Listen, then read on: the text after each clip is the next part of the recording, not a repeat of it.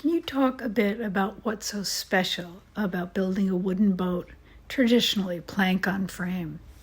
Yeah, I get asked that question often, and it's very difficult to answer because unless you've experienced it, it's kind of like sailing. Why do you go sailing? They hear about these horrendous storms you get in and things, and people go, "Why would you do it?" Well, when the weather's nice, it's quite a different experience. But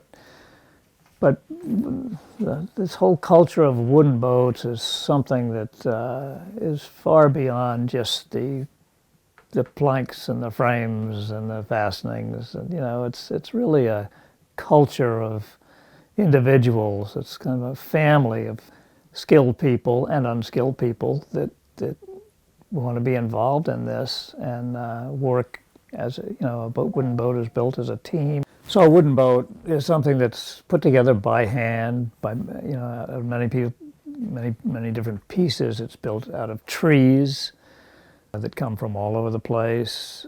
It's a very organic process in the actual building of the boat. And so the boat has this characteristic, this individuality that you don't get in something that comes out of a barrel from New Jersey. It's just different.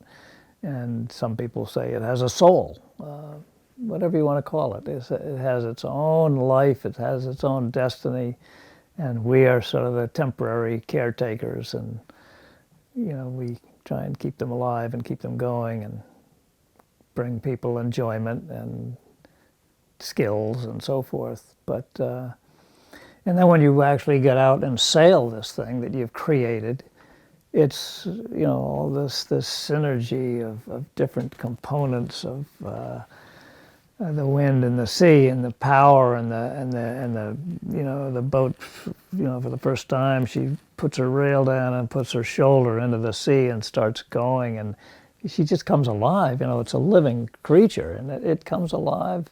Not that aluminum or fiberglass boats don't; they do too, but in a different way. This is a very special kind of organic way, and the sound is so great, and the smell is so good, and it's just all these combinations of things that make it a pretty wonderful experience. And the feel is so good. It feels totally different to sail in a wooden boat. Oh yeah, they feel different. They act different. They smell different. They are different animals, different creatures, and they respond to you. They're as sentient as the people sailing them. They are sentient beings, and you really get that, especially when you're alone and you're offshore someplace, and they can't survive without you, and you can't survive without them. There's this symbiosis that really works, and it's life-changing. In traditional wooden boat building, every individual that's crafting this boat is going to have some, they're going to have their own little touches and flourishes.